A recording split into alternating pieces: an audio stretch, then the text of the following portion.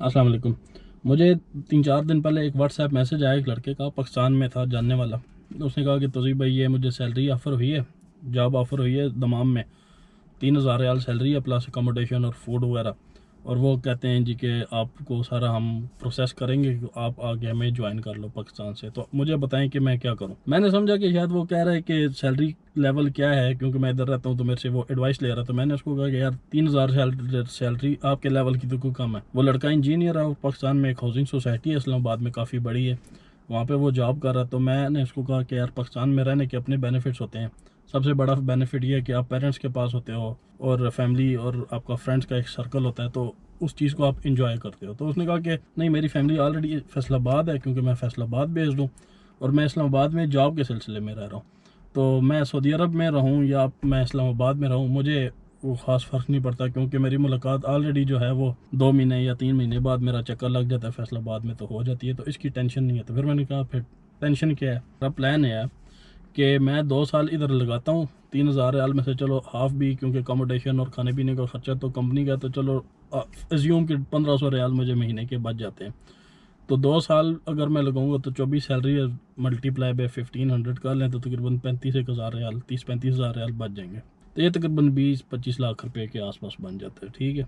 وہ کیا کہہ رہا ہے کہ ایک تو یہاں پر آنے کا فائدہ یہ ہوگا کہ میرے چلو 20-25 لاکھ روپے بن جائے گا. پھر جب 2 سال گزر جائیں گے اس کے بعد ہو سکتا ہے کہ مجھے بھی یہیں پہ کوئی اسی کمپنی میں یا کوئی اچھی جاب نیکسٹ لیول کی مل جائے، جو زیادہ سیلری کی مل جائے. ان کیس اگر نہ ملی تو پھر میں کیا کروں گا کہ میں واپس جاؤں پاکستان سے اور پھر میں اپنا ویزا لے کے دوبارہ ادھر آؤں گا. تو پیسے تو میرے پاس آلریڈی ہوں گے تو مجھے اتنا کوئی مسئلہ نہیں ہوگا. تو ظاہر ہے یہاں پر جب آؤں گا تو نوکری جو ہے اس کے لیول کی اگر 8-9-10-12 ہزار ریال تک کی مل جائے تو مجھے اس کا بینیفٹ ہو جائے گا. تو پھر میں نے اس کو پوچھا کہ ایج وغیرہ کیا ہے، تو اس نے بتایا کہ سنگل ہوں میں اور 26 سال کی ایج ہے، تو مجھے کوئی اتنا بڑا مسئلہ نہیں ہے. تو آئی ایم ہیپی اگر کچھ عرصے کے لیے مجھے تھوڑی سیلری بھی مل جائے، ایٹ لیسٹ مل تو رہی ہے نا، کہ بجائے اس کے کہ میں ادھر سے نوکری چھوڑوں. رسک وہ اس میں ایک اپنا رسک ہے کہ نوکری چھوڑوں، پھر میں ابھی ویزا لے کے آؤں تو 15-20 لاکھ روپیہ ہو سکتا ہے اتنی سیونگ ہی نہ ہو. تو پھر میں وہ سارے پیسے یا تو لون لے کر آؤں یا جو کچھ ہے وہ سارے لگا کے تو آ جاؤں. پھر آگے جو کچھ بھی ہے وہ تو بات کی بات ہے. تو یہ ایک مجھے اپرچونٹی مل رہی ہے، اس میں پیسے بھی میرے نہیں لگیں گے، میں ادھر پہنچ جاؤں گا.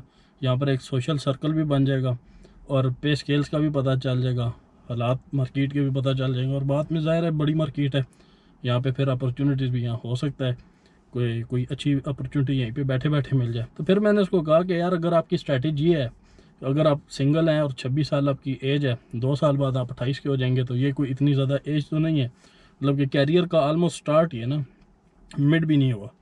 تو اگر آپ 28 سال کی عمر میں یہاں پر پہنچ جاتے ہیں اور آپ کے پاس اپنا ویزا ہوتا ہے اور آپ بارگیننگ پوزیشن میں ہیں، تو پھر آپ کو اچھی سیلری زیادہ چانسز ہیں ملنے کے. اگر 28 سال آپ کی ایج ہے، آپ سنگل ہیں، آپ کے پاس جیب میں پیسے بھی ہیں، آپ اپنا ویزا لے کر آ گئے ہیں، یہاں پر بیٹھے ہیں بارگیننگ پوزیشن میں، تو پھر ظاہر ہے ہوپ فلی آپ کو زیادہ اچھی جاب یہاں پہ مل جائے گی.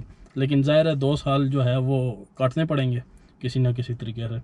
تو آپ کے ساتھ یہ بات میں اس لیے شیئر کر رہا ہوں کہ بندے کی ذرا تھنکنگ دیکھیں کہ وہ راضی ہے کہ میں مطلب کہ اپنے لیول سے، ظاہر پاکستان میں لاکھ روپیہ یا 1.25 لاکھ لینا اور وہاں پہ رہنا، اس کا ایک اپنا ایک ایکسپیرینس ہوتا ہے. جو بندے پاکستان میں جاب وغیرہ کر رہے ہیں ان کو پتہ ہے، ان کو وہ تکلیف نہیں ہے جو کہ بار ایز این ایکسپیکٹریٹ ہم لوگوں کو ہوتی ہے. تو وہ ان کو فرگو کر کے یہاں پہ آ کے وہ بندہ نوکری کرنے کا مطلب یہ کہ وہ بندہ اوپر سے ایک کائنڈ آف وہ نیچے کی طرف جا رہا ہے. وہ ایک لیبر، مطلب کہ 3,000 ریال سیلری آپ کیا ہوتی ہے اگر سعودی عرب میں آپ کا ایکسپیرینس ہے، یا وہ لوگ جو کہ سعودی عرب میں رہتے ہیں اگر آپ ان سے پوچھ لیں تو 3,000 ریال اگر اچھی کمپنی ہے، جس میں نارملی کنسیڈر کیا جاتا ہے کہ امریکن کمپنیز جو ہیں وہ اچھی ہوتی ہیں، ان کے پے اسکیلز اچھے ہوتے ہیں، تو 3,000 ریال کائنڈ آف لیبر یا سپروائزر کی بھی نہیں، لیبر کے لیول کی ایک سیلری ہوتی ہے.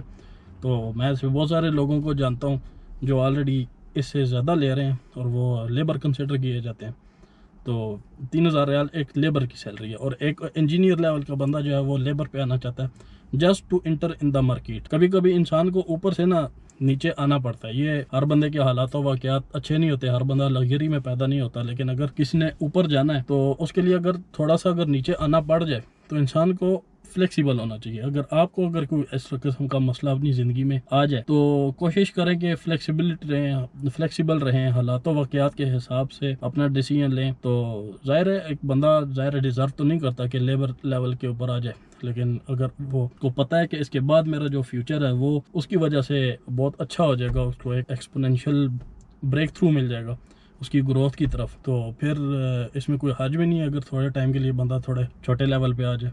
تو کرکس آف دا سٹوری جو یہ ہے وہ یہ ہے کہ انسان کو نا فلیکسیبل رہنا چاہیے. آپ جو ڈیسیژن لیتے ہیں زندگی میں, ظاہر ہر بندے کے خواب ہوتے ہیں, تو ان میں تھوڑا اتار چڑھاؤ ہوتا رہتا ہے, it's part of the life. زندگی میں کبھی اوپر ہے تو کبھی نیچے, لیکن آپ کو اگر مین ٹارگیٹ, آپ کا فوکس جو ہے وہ مین ٹارگیٹ ہے وہ انٹیکٹ ہے, تو باقی اب سیکنڈری ٹارگیٹ ہے اس کو آپ فورگو کر دیں تو اس میں کوئی اتنا بڑا مسئلہ نہیں ہے. یہی میں نے آپ کو بتانا تھا کہ اپنے آپ کو فلیکسیبل رکھیں حالات و واقعات کے حساب سے. دعا کریں میرے لیے بھی اور اپنے لیے بھی. اللہ تعالیٰ آپ سب کا حامی و ناصر ہو. اللہ حافظ.